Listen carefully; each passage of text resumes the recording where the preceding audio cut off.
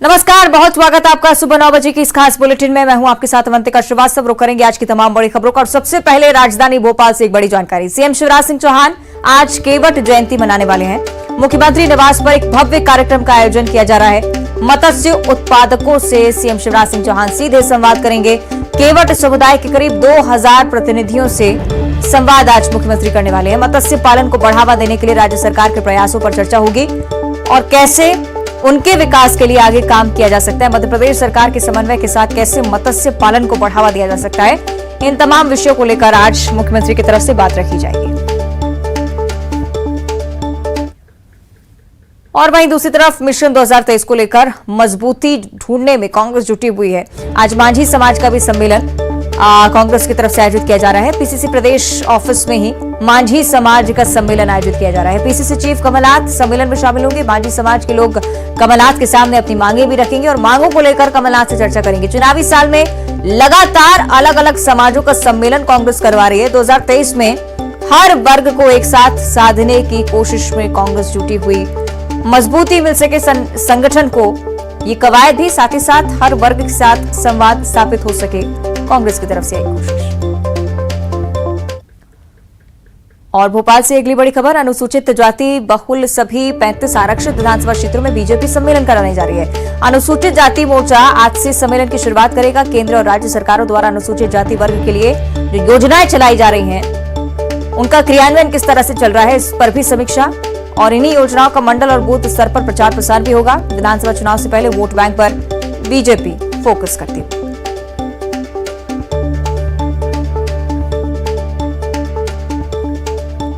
और एक और बड़ी जानकारी, आज 5वीं और 8वीं के परीक्षा परिणाम घोषित किए जाएंगे। स्कूल शिक्षा मंत्री इंदर सिंह परमार आज रिजल्ट घोषित करेंगे। दोपहर करीब 12:30 बजे परीक्षा परिणाम जारी होंगे। प्रदेश भर से लगभग 24 लाख छात्र परीक्षा में शामिल हुए हैं और सीएम शिवराज सिंह चौहान की घोषणा के बाद इस बार 5वीं और 8वीं की परीक्षाएं बोर्ड पैटर्न से आयोजित की गई।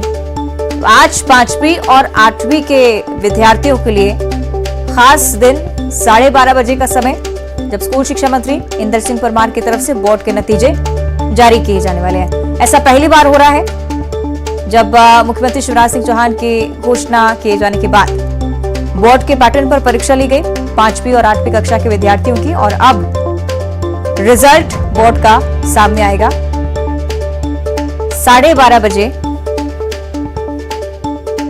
स्कूल शिक्षा मंत्री इंदर सिंह परमार रिजल्ट जारी करेंगे। चलिए, ज्यादा जानकारी हम लेंगे सहयोगी शैलेंद्र भदौरिया भोपाल से हमारे साथ लाइव जुड़ रहे हैं, उनका हम रुख कर लेते हैं। शैलेंद्र, क्या कुछ जानकारी, क्योंकि पहली बार ऐसा हो रहा है और साथ ही साथ उत्सुकता 5वीं और 8वीं के विद्यार्थियों में आज बहुत होगी। रिजल्ट घोषित किया जा रहा है। देखिए, बिल्कुल निश्चित तौर पर उत्सुकता बहुत अधिक देखने को मिलेगी, क्योंकि जिस तरीके से पिछले मार्च के महीने में जो एग्जाम हुए थे उनका आज जो है वो नतीजा आने वाले हैं और ऐसे में छात्र छात्राओं में बेहद उत्सुकता है। 5वीं और 8वीं के अगर दोनों छात्रों की मेरे बात करें तो लगभग 24 लाख छात्र छात्राएं ऐसे हैं जिनका आज इम्तिहान का जो रिजल्ट है वो आने वाला है। लगभग 12:30 बजे के आसपास स्कूल शिक्षा मंत्री इंदर सिंह परमार जो है इन नतीजों को घोषित करेंगे और उसके बाद जो है पोर्टल पर ये नतीजे देखे जा सकेंगे। जिस तरीके से अगर बात करूं तो पहली बार जो है वो 5वीं और 8वीं के नतीजे अगर परीक्षाएं हैं तो वो बोर्ड के माध्यम से ली गई थी। इसके पहले स्कूल विभाग जो है, जो स्कूल है वो अपने स्तर पर इन परीक्षाओं को कंडक्ट करते थे और उसके आधार पर उनका मूल्यांकन हो जाता था। लेकिन इस बार मध्य प्रदेश की जो शिक्षा है उसकी गुणवत्ता बेहतर हो, इसके लिए ये ऐलान किया गया था कि अब 5वीं और 8वीं के परीक्षाएं जो है वो अब बोर्ड लेगा, ताकि एक जैसा समान पेपर पूरे मध्य प्रदेश में हो सके और मूल्यांकन जो है अलग से होगा, ताकि किसी तरह की कोई धांधली का नहीं लगाया जा सके। अब तक जो प्रावधान था मध्य प्रदेश में कि जनरल प्रमोशन 5वीं और 8वीं में कर दिया जाता था, यानी 9वीं तक आप जनरल प्रमोशन पाके 10वीं में आपको बोर्ड एग्जाम देना होता था। लेकिन इससे कहीं ना कहीं प्राथमिक शिक्षा की गुणवत्ता पर जो है सवाल खड़े होते थे, जिसको लेकर अब मध्य प्रदेश सरकार की तरफ से ऐलान किया गया था कि 5वीं और 8वीं दोनों ही परीक्षाएं जो है बोर्ड द्वारा कंडक्ट कराई जाएगी, ताकि शिक्षा को और बेहतर किया जा सके। उसी कड़ी में इस बार मध्य प्रदेश में 5वीं और 8वीं के बोर्ड एग्जाम कराए गए थे, जिनके नतीजे आज दोपहर 12:30 बजे आएंगे। जी ठीक है, बहुत शुक्रिया आपका शैलेंद्र हमारे साथ इस चर्चा के लिए, और आगे भी आप बने रहेगा, अगली खबरों पर भी चर्चा आपसे करेंगे। ग्वालियर से अगली बड़ी खबर है, जहां मध्य प्रदेश में विश्वविद्यालयों के शिक्षक कर्मचारियों का आज से आंदोलन शुरू होने वाला है। जिवाजी यूनिवर्सिटी सहित प्रदेश की 14 यूनिवर्सिटीज के शिक्षक कर्मचारी आज से आंदोलन की राह पर। वेतन, पेंशन, नियमितीकरण समेत 9 सूत्रीय मांगे एक साथ जिन्हें लेकर आंदोलन किया जाएगा। विश्वविद्यालय के शिक्षक और कर्मचारी आज से 2 दिन काली पट्टी बांधकर काम करेंगे। 17 मई से 1 घंटे रोज काम का बहिष्कार होगा और 29 मई से 6 घंटे रोज काम का बहिष्कार किया जाएगा। मांगे अगर पूरी नहीं होती हैं तो 2 जून से अनिश्चितकालीन हड़ताल भी होगी। इस बारे में भी रणनीति पहले से तैयार हो चुकी है शिक्षकों और कर्मचारियों की। पूरा जो डिटेल है, पूरी जो जानकारी है वो भी साझा की गई है कि कब कब किस तरह से काम का बहिष्कार किया जाना है और कब अनिश्चितकालीन हड़ताल का आगाज शिक्षकों को, कर्मचारियों को करना है। 9 सूत्रीय मांगे हैं। नियमितीकरण की मांग जिसमें सबसे ज्यादा महत्वपूर्ण, उसी को लेकर सबसे ज्यादा दबाव बनाने की कोशिश मध्य प्रदेश सरकार पर, क्योंकि चुनावी साल भी है और इस वजह से अलग अलग वर्ग के अलग अलग विभागों के कर्मचारी अपनी प्रमुख मांगों को सरकार के सामने रख रहे हैं। सहयोगी सुशील कौशिक इस पर हमें ज्यादा जानकारी देंगे। ग्वालियर से हमारे साथ लाइव जुड़ रहे हैं, उनका हम रुख कर लेते हैं। सुशील, क्या कुछ बताएंगे, क्योंकि डिटेल जो सामने आई है वो ये बता रही है कि चरणबद्ध आंदोलन की तैयारी पहले ही हो चुकी है। ये भी डिसाइड कर लिया है कि कब कब काम का बहिष्कार करना है और कब से अनिश्चितकालीन हड़ताल करनी है। सुशील। बिल्कुल, देखिए, मध्य प्रदेश की जो 14 सरकारी यूनिवर्सिटी है, उन यूनिवर्सिटी के कर्मचारी, शिक्षक आज से आंदोलन की राह पर निकल पड़े हैं। दरअसल ये अपनी 9 सूत्री मांगे, जिनमें नियमितीकरण, वेतनमान और पेंशन से संबंधित बिंदु हैं, उनको लेकर लगातार सरकार से अपनी मांग कर रहे थे और पिछले दिनों इन्होंने सरकार को अवगत भी कराया था। लेकिन जब इनकी मांगे पूरी नहीं हुई, मानी नहीं गई, तो यही वजह है कि इन्होंने पहले से ऐलान कर दिया था कि आज से इनका आंदोलन शुरू होगा। तो आज से मध्य प्रदेश की 14 यूनिवर्सिटी में शिक्षक और कर्मचारी आंदोलन करेंगे। इसके तहत आज और कल ये शिक्षक कर्मचारी यूनिवर्सिटी में काली पट्टी बांधकर काम करेंगे। उसके बाद 2 दिन बाद ये जो शिक्षक और कर्मचारी रोजाना 1-1 घंटे बढ़ाकर काम का बहिष्कार करेंगे। 29 मई से लेकर 1 जून तक इनका करीब 6 घंटे काम बंद करने का ऐलान है। इसके बाद अगर मांगे पूरी नहीं हुई या सरकार से सकारात्मक इनके जरिए बातचीत नहीं हुई तो 2 जून से बताया जा रहा है कि ये पूरी तरह से अनिश्चितकालीन हड़ताल पर चले जाएंगे। तो निश्चित तौर पर ये जो आंदोलन है, चुनावी साल है और यही वजह कि आंदोलन अब तय है और आज से जब शुरू होगा तो धीरे धीरे ये आंदोलन बड़ा रूप लेता जाएगा। अगर सरकारी नुमाइंदे ने बातचीत नहीं की या कोई हल नहीं निकला तो निश्चित तौर पर 2 जून से मध्य प्रदेश की यूनिवर्सिटी में एक तरह से तालाबंदी की स्थितियां पैदा हो जाएगी। चलिए, देखना होगा आगे क्या कुछ होता है। शुक्रिया आपका सुशील, पूरी जानकारी के लिए। और इस बीच भोपाल से एक बड़ी खबर सामने आ रही है। हिज्ब उत तहरीर के संदिग्ध सदस्यों की गिरफ्तारी के मामले में एक बड़ा खुलासा। 16 सदस्यों में से 8 ने अपना धर्म बदला। 8 सदस्य हिंदू से मुसलमान बने। भोपाल से 10 में से 5 सदस्य जो पकड़े गए उन्होंने इस्लाम कबूल किया है। भोपाल से पकड़े जिम ट्रेनर यासीन खान और हैदराबाद से पकड़ा गया सलीम सरगना है इस पूरे ग्रुप के। जिम ट्रेनर यासीन ने हिंदू लड़की से शादी कर उसका धर्मांतरण भी करवाया। सलीम ने भी पत्नी का धर्मांतरण करवाया था। ओडिशा का देवी प्रसाद पांडा अब्दुल रहमान बना। हैदराबाद के बक्स वेणु कुमार मोहम्मद अब्बास बना। सूत्रों के हवाले से पूरी खबर सामने आई है। सत्यता पर हालांकि अभी भी जांच किया जाना बाकी, लेकिन बहुत बड़ा खुलासा अपने आप में। सहयोगी शैलेंद्र हमारे साथ लगातार जुड़े हुए हैं, उनका हम रुख कर लेते हैं। शैलेंद्र, बड़ा खुलासा सामने आया है, धर्म परिवर्तन की बात सामने आ रही है, क्या पुख्ता जानकारी इस पर?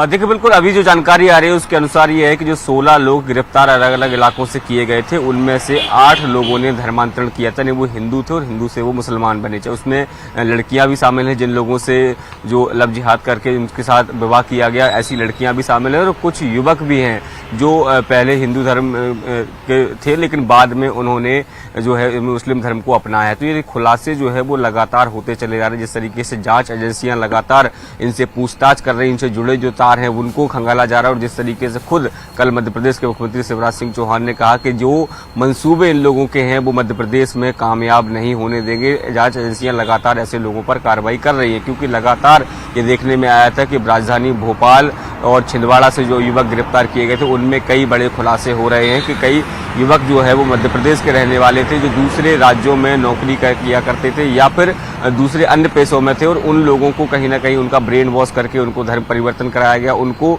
लव जिहाद के अंतर्गत उनको फंसाया गया। और उसके बाद कई आतंक लोग तो ऐसे हैं जिनको देश विरोधी गतिविधियों में संलिप्त किया गया। तो ये जो जानकारियां हैं वो लगातार जो एटीएस की टीम हो या एनआईए की टीम हो, लगातार जो पूछताछ कर रही है उसके सामने निकल कर आ रही हैं।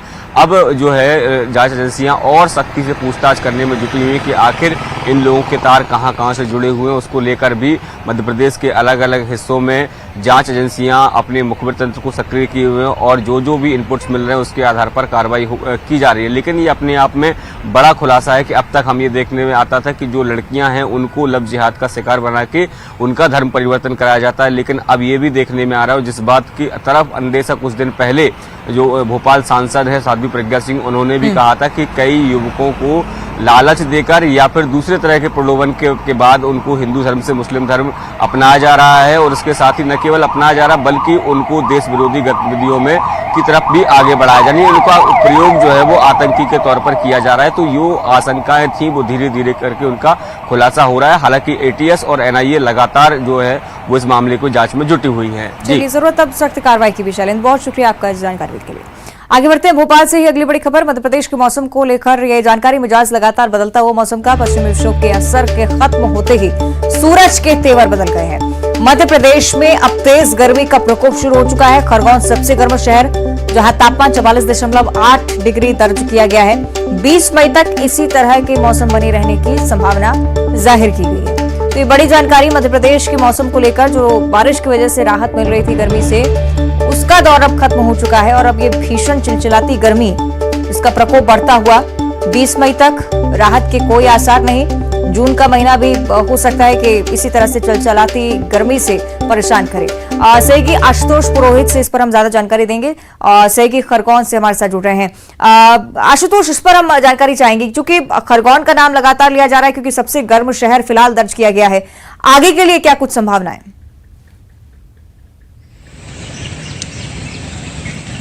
अवंतिका, मैं बताना चाहूंगा कि लगातार तीसरे दिन जो है खरगोन देश में नंबर 1 गर्म शहर रहा है और दुनिया में चौथे नंबर की बात की जा रही है। जिस प्रकार से लगातार नौतपा के पहले खरगोन में जो सूरज के तीखे तेवर उसके चलते पूरी तरीके से भट्टी की आग की तरह खरगोन झुलस रहा है और लगातार जो है जनजीवन प्रभावित हो रहा है। दिन में जो है 11 बजे और 12 बजे दोपहर के बाद जो है शाम 4 से 5 बजे तक आघोषित कर्फ्यू जैसा माहौल हो जाता है। जिन लोगों को जरूरी काम रहता है, विशेष रूप से शासकीय जो कर्मी रहते हैं, वो लोग ही घर के बाहर निकलते हैं, नहीं तो लोग घर में ही कैद हो जाते हैं। इस दौरान जिस प्रकार से लगातार जो टेम्परेचर 45 या 45 डिग्री के ऊपर बना हुआ है, तो उसके चलते हुए जो खरगोन की गर्मी है लोगों को अब सहन नहीं हो रही है। इस दौरान जो पंखे हैं, एसी है, कूलर, वो भी कम काम कर रहे हैं। लोगों को भारी गर्मियों का सामना करना पड़ रहा है। जब लोग घर से बाहर निकल रहे हैं तो पूरे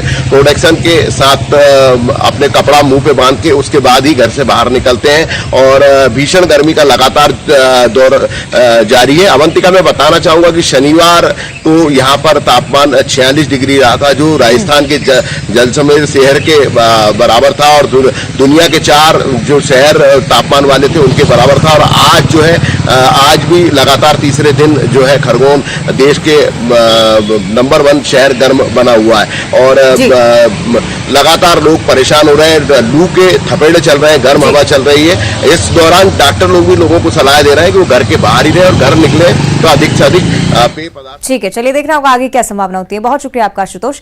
आगे बढ़ते हैं, धमतरी से अगली बड़ी खबर सामने आ रही है। हार्वेस्टर मशीन में भीषण आग लग गई है। फसल कटाई करते हार्वेस्टर ने आग पकड़ ली। ऑपरेटर ने कूदकर जिस तरह से अपनी जान बचाई।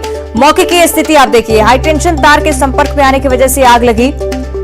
परेवा डीह गांव की पूरी दुर्घटना, तस्वीरें आपकी टीवी स्क्रीन पर। हार्वेस्टर मशीन में अचानक से आग लग गई। इससे पहले कि ड्राइवर कुछ समझ पाता, पूरी आग ने हार्वेस्टर को अपनी चपेट में ले लिया।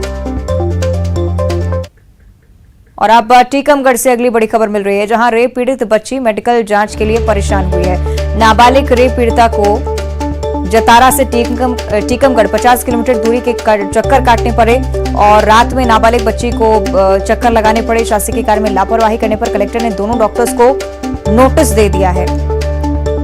मेडिकल जांच के लिए पीड़िता भटक रही थी। रेप पीड़िता बच्ची है, नाबालिग है। और बुलेटिन में इतना ही। देखते रहिए न्यूज़ 18।